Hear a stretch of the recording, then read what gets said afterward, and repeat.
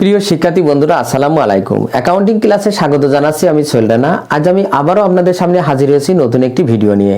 আমার আজকের ভিডিওর বিষয় হলো একাদশ ও দ্বাদশ শ্রেণীদের হিসাব বিজ্ঞান প্রথম পত্রের প্রথম অধ্যায় হিসাব বিজ্ঞান পরিচিতি থেকে। আর যে অঙ্কটি আমি করাবো এটি বরিশাল বোর্ডে 2024 সালে এসেছিল। তো চলুন বন্ধুরা, আগে আমরা অঙ্কটি পড়ে আসি। জনাব ফাহাদ 2023 সালের 1 জানুয়ারি তারিখে নগদ 1,30,000 টাকা এবং 80,000 টাকার যন্ত্রপাতি নিয়ে ব্যবসা শুরু করেন। উক্ত মাসে তার লেনদেনগুলো নিম্নরূপ। এরপর দেখেন কিছু লেনদেন দেওয়া আছে। এরপর করণীয় কতে বলা হয়েছে লেনদেন নয় এমন ঘটনা চিহ্নিত করো। লেনদেন নয় এমন ঘটনা জানার আগে অবশ্যই আমাদের জানতে হবে কোন কোন ঘটনাগুলো লেনদেন। আর কোনো ঘটনা যদি লেনদেন হতে হয় তার তিনটি মূল বৈশিষ্ট্য থাকতে হবে। প্রথম বৈশিষ্ট্য হলো অর্থের অঙ্কে পরিমাপযোগ্য, অর্থাৎ কোনো ঘটনা যদি লেনদেন হতে হয় তাহলে অবশ্যই তার অর্থের অঙ্কে পরিমাপযোগ্য হতে হবে। 2 নম্বর হলো যে আর্থিক অবস্থার পরিবর্তন, তার মানে কোনো ঘটনা যদি লেনদেন হতে হয় তার দ্বারা অবশ্যই কারবারের আর্থিক অবস্থার পরিবর্তন ঘটতে হবে।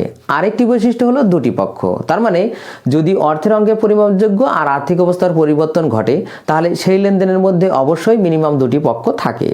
এই তিনটি বৈশিষ্ট্য যদি কোনো ঘটনার মধ্যে অর্থাৎ কোনো লেনদেনের মধ্যে না থাকে তাহলে সেটা অবশ্যই লেনদেন নয়, মানে সেই ঘটনা লেনদেন নয়। তো চলুন বন্ধুরা আমরা ক নাম্বার করে আসি। এখানে দেখেন আমাদের প্রথমে জানুয়ারি 3 তারিখে বলা হয়েছে মাসিক 8,000 টাকা বেতনে একজন কর্মচারী নিয়োগ দেওয়া হলো। দেখেন এখানে কিন্তু অর্থের অঙ্কে পরিমাপযোগ্য আছে, তার মানে মাসে 8,000 টাকা একটা নির্দিষ্ট পরিমাণ অর্থ আমি একজন কর্মচারীকে দেব, এই মর্মে একজন কর্মচারী নিয়োগ দিলাম। কিন্তু এখানে যে দ্বিতীয় যে বৈশিষ্ট্য মানে আর্থিক অবস্থার পরিবর্তন সেটা কিন্তু ঘটেনি। কেমন? যে আমি মাত্র তাকে কর্মচারী নিয়োগ দিয়েছি, সে আমার এখানে এখনো কাজ করিওনি, তার মাস শেষ হয়নি, আমি তাকে বেতনও পাওনা হয়নি বা আমি দিইওনি, সেই জন্য এই ঘটনা দ্বারা কারবারের আর্থিক অবস্থার পরিবর্তন ঘটছে না, তাই এটি লেনদেন নয়। তাহলে আমরা 3 নাম্বার 3 তারিখে আমরা 2023 এরপর দেখেন জানুয়ারি 3 আমরা লিখব যে কর্মচারী নিয়োগ দেওয়া হলো, কর্মচারী নিয়োগ দেওয়া হলো। তার মানে ওই যে তিনটি বৈশিষ্ট্যর যে কোনো একটি অনুপস্থিত থাকলে সেটি লেনদেন নয়। এখানে কিন্তু টাকার অঙ্কে উল্লেখ আছে কিন্তু আর্থিক অবস্থার পরিবর্তন ঘটেনি, তাই এটা লেনদেন নয়। আরেকটি লেনদেন দেখেন 26 তারিখে বলা হয়েছে মালিক তার ব্যক্তিগত তহবিল হতে 3,000 টাকা আয়কর পরিশোধ করলো। দেখেন যে কোনো ঘটনা দ্বারা যদি কারবারের আর্থিক অবস্থা না ঘটায়, পরিবর্তন না ঘটায়, তাহলে সেটি লেনদেন নয়। তার মানে এখানে দেখেন বলা হয়েছে মালিক তার ব্যক্তিগত তহবিল থেকে, তার মানে ব্যক্তিগত লেনদেন, এটা ব্যবসায়িক লেনদেন নয়। কারণ ব্যবসায়িক লেনদেন হতে হলে অবশ্যই ব্যবসায়ের আর্থিক অবস্থার পরিবর্তন ঘটতে হবে। তাই আমরা এখানে লিখতে পারি যে ব্যক্তিগত তহবিল হতে আয়কর পরিশোধ। এটা আমাদের 26 তারিখ জানুয়ারি, ব্যক্তিগত তহবিল হতে আয়কর পরিশোধ।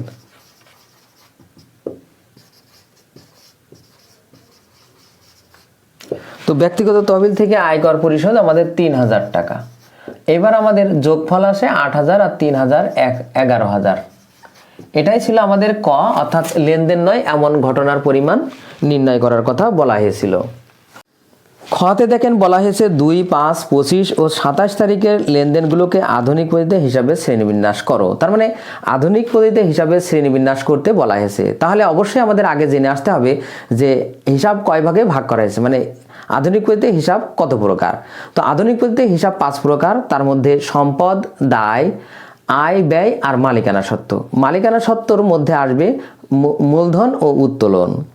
তো প্রথম কাজ হবে আমাদের প্রত্যেকটা লেনদেনের কি করা, পক্ষ বিশ্লেষণ করা, মানে সংশ্লিষ্ট পক্ষ বের করা। এবার দেখতে হবে ওই পক্ষটা কোন হিসাবের মধ্যে পড়ে সেটা। তো দেখেন আমরা এখানে ছক এঁকেছি, তারিখ, সংশ্লিষ্ট হিসাব মানে ওই পক্ষ, এরপরে হিসাবের শ্রেণী বিভাগ। দেখেন আমাদের প্রথমে বলেছে 2 তারিখ, 2 তারিখে বলেছে 3 মাসের ভাড়া 9,000 টাকা পরিশোধ করা হলো। তা আপনাকে আগে বুঝতে হবে যে এই লেনদেনের মধ্যে যে দুটি পক্ষ আছে সেই দুটি পক্ষ কি, সেটা আমরা নিজের কাছে প্রশ্ন করে বের করতে হবে। ঠিক এইভাবে এখানে বলা হয়েছে 2 মাসের ভাড়া বাবদ 3 মাসের ভাড়া বাবদ 9,000 টাকা পরিশোধ করা হলো। তাহলে কি পরিশোধ করা হলো? ভাড়া, তার মানে অগ্রিম ভাড়া। কেন? কারণ যে 3 মাসের আগেই দিয়ে দিচ্ছি। তাহলে কি পরিশোধ করা হলো? অগ্রিম ভাড়া। আরেকটি পক্ষ কি কিসের মাধ্যমে পরিশোধ করা হলো? নগদ টাকা দ্বারা। তাহলে দুটি পক্ষ দেখেন সহজেই পেয়ে গেলাম, একটি হলো অগ্রিম ভাড়া, আরেকটি কি নগদান হিসাব। তাহলে আমরা এখানে 2023 এরপরে জানুয়ারি 2 তারিখে আমরা পক্ষ লিখি অগ্রিম ভাড়া একটা পক্ষ, আর একটা হলো নগদান হিসাব আর একটা পক্ষ।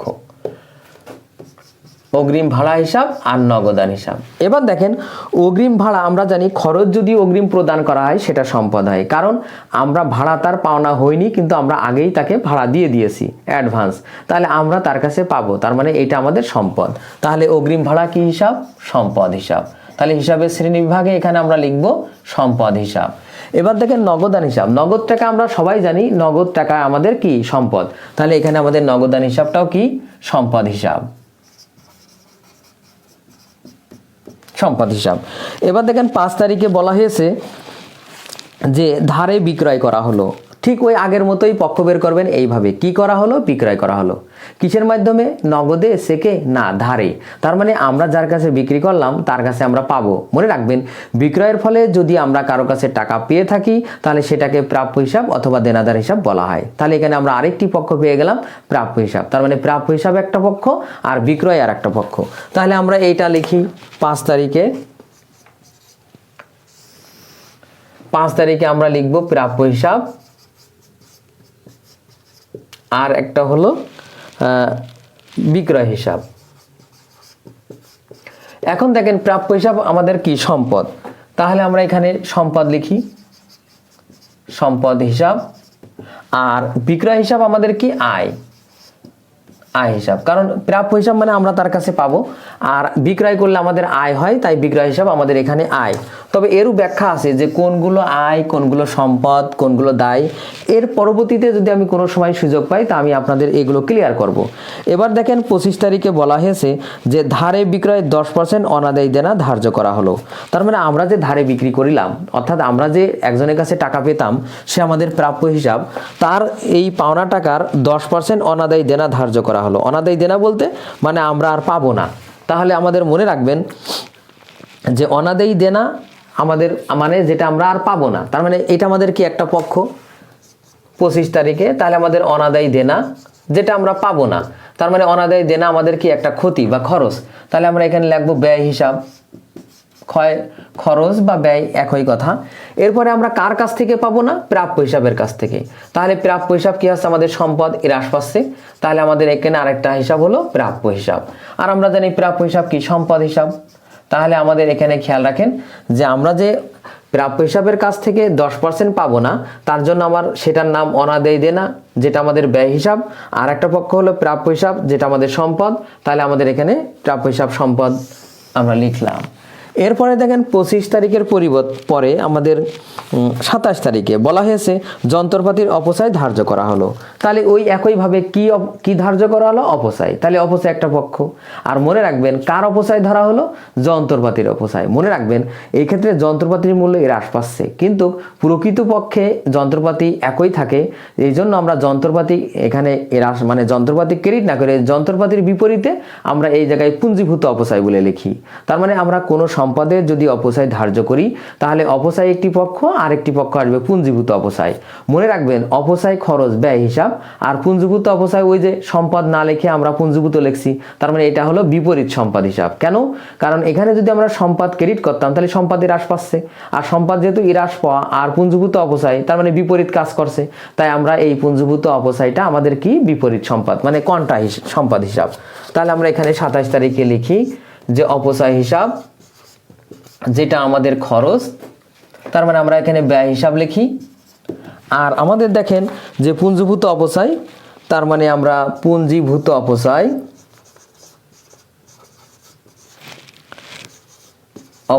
হিসাব, এইটা আমাদের হবে বিপরীত সম্পদ। এটা ছিল আমাদের খ।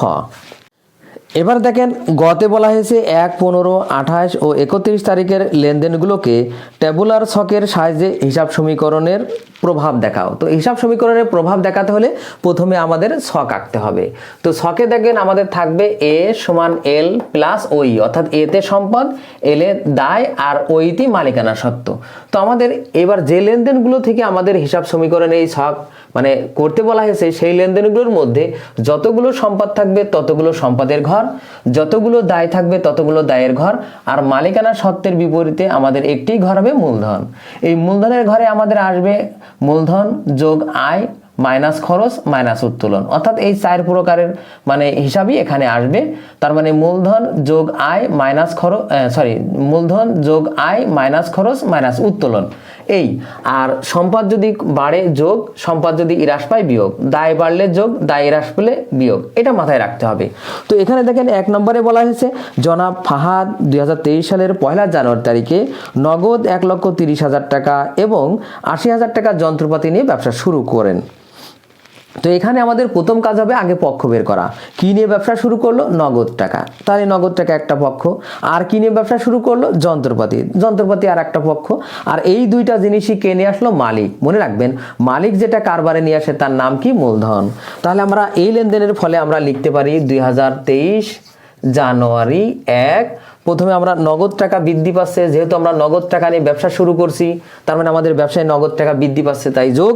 এরপরে যন্ত্রপাতি আমরা 80,000 টাকা নিয়ে ব্যবসা শুরু করছি, তাহলে আমাদের যন্ত্রপাতির ঘরেও যোগ। আর মনে রাখবেন এই নগদ টাকা যন্ত্রপাতি দুইটাই মালিক নিয়ে আসছে, আর মালিক যেটা নিয়ে আসে তার নাম কি? মূলধন। তাহলে আমাদের মূলধনের ঘরে একবারে হবে 2,10,000 টাকা।